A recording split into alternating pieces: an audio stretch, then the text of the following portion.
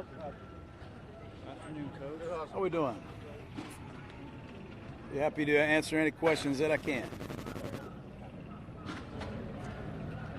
How nice was it to see Gary on back in the mix today?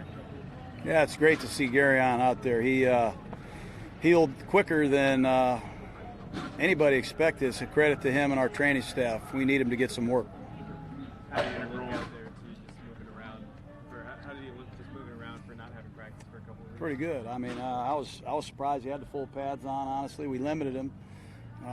We'll give him more and more here each day as he gains some confidence, being back on the field with pads on. It's his first padded practice, by the way. Pretty fluke collision there between Worley and Jon. That happens in football. You know, we're hoping everybody's all right. I'll have an update later, but obviously Darryl left practice. How do you think Shalik played on Friday? You know, Shalik played really well and had some impact plays in the game. And just looking for more consistency and more out of him. He's a guy that has had an interesting career here. He's been on the practice squad. He's been brought back. He's paid the price in the offseason, but he's on our radar now. He did some good things. A lot was made of the inside pass rush, Hayden Hall and Hurst. When you look at the film for the first game, what did you see that you liked out of those two guys? Well, first play, PJ came in. He got a sack. He batted a ball down, so he was disruptive. I thought Maurice had some really good rushes. He didn't get a sack, but he got home. Does that music bother you guys? It does bother me, yes. Yeah, I was pleased with it. I think it's an area that we've gone out to try to improve, and we got a long way to go, but there were some good signs. What are the areas that you want to see that more have motion for those two guys? Both sides of the ball? Those two guys, Hurst and Hall, what are the areas where they need to? Well, I think conditioning, number one. If you're going to be a great defensive tackle, you got to get yourself in premier shape because it's tough. And I think you got to defend a lot of different kinds of plays, getting off double teams, trap blocks, executing stunts. And winning when you're one-on-one against really good players is not as easy as it appears. I know this applies to probably any player on the roster, but how integral is Connor Cook and I mean, in that sense, he did some positives on Friday. What did he show today?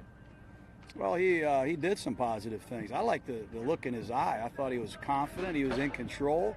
And again, he moved the football team, did some good things. You know, we made it hard on him today, put him in some tough positions. You don't get a chance to read your clippings and celebrate your press conferences for long in this business. So hopefully he got his eyes open today and can learn from this film, but he obviously missed a couple throws we expect him to hit. What did you throw at him today? I'm not going to be specific. How would you describe the back end for between Connor and EJ? You know, Connor has a good day and EJ comes back the next day. Both of them have been really good. I mean, it's hard. You know, they're standing there, and if you can just imagine this, you never know who's going to get called and when. So you're just basically watching practice, trying to keep your mind in it, and you never know if it's going to be Cook or Emmanuel, and you never know how much you're going to get to play and how long you're going to get to play. So that's part of being a backup quarterback. You get called upon in short notice, and you got to perform. And we're still figuring out who's the number 2 quarterback. How did Silverman look to you on Friday night, and how do you feel like he's taken the tackle after not playing? I give him credit. He's played a lot of positions for us. You know, Giacomini's hurt. Brandon Parker's hurt. We needed somebody to come in and step up. He did that. I think he got edged one time on a pass set. But other than that, he did a good job. And I said it a couple of times here, you can only keep so many linemen, and you can only have so many linemen available on game day. And he's going to have to play emergency tight end. He's going to have to play emergency guard and tackle. And right now, he's answering the bell in those areas. Brett almost stepped up to battle for that spot. He's in the mix. You know, I just have high expectations for him. I probably have way too high of expectations for Sharp. And I raised the bar 4 more inches today. Every time he gets close, I seem to raise it too far for him. But I have high expectations for that young man. And we're going to keep pushing him until he gets there. Jon, is that almost today, where you were upset, I think, was it Connor didn't break the huddle properly? I get mad at it. You know, when you just have a lackluster huddle break, you start becoming like all the other teams that don't huddle anymore. Nobody huddles, nobody communicates anymore. If you watch high school and college, and a lot of the pro teams, they never get in a huddle. But when we get in there, we got to convey a lot of information. And when we get out of there, we got to break the huddle together and crisply so we can get lined up and get moving. And I put that on the center, and I put that on the quarterback. And I guess I got a little upset. With all the injuries, John, that you guys have been suffered on the offensive line, how important is what Tom Cable is doing with these guys? Well, that's what Cable does. I mean, that's what Cable does. He's going to find 5 Cable guys, I call them. And right tackle goes down, and somebody steps up. And I think if you look around the league last year, there's one team, only one team that had all their starters available for all 16 games. That was the Rams. I mean, my brother had 20 different combinations. It was ridiculous. So get used to it. You know, we got to get some versatility. We got to be able to adapt on who's up, who's down, and that's why Tom Cable's here. He's a great line coach. How important was that to get him to get him to come back here, then, considering his history that he had here as well? That's great. I think it's you know, I said it when we hired him. I'm as proud of our coaching staff as anybody's in the league. I'll take these guys against anybody.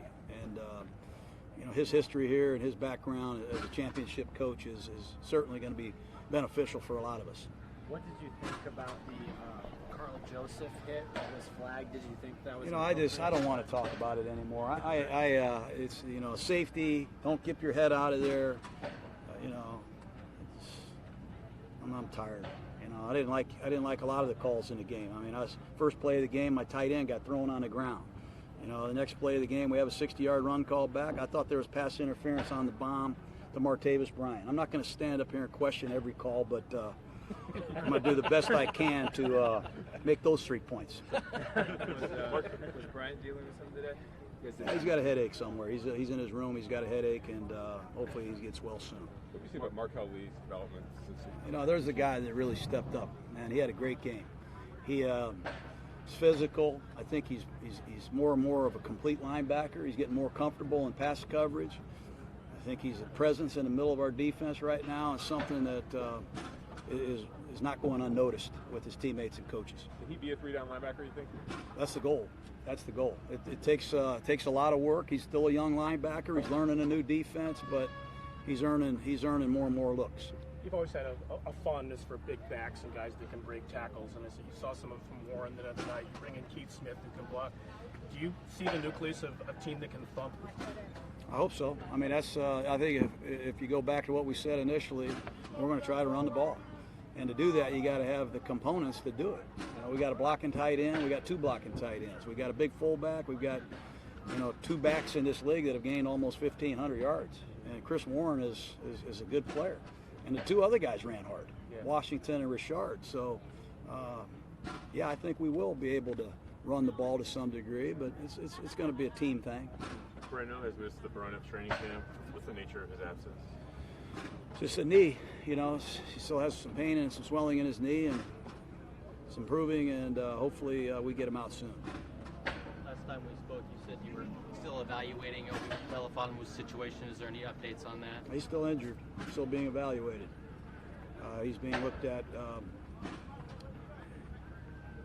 I don't have anything official. He's still being evaluated. 2 more guys after the weekend off and coming in today. Is Penn closer? Where do you think Penn is? Don't know that either. Be an ongoing process. We'll just update you when we know something. How do you feel about how you came out of the game injury-wise?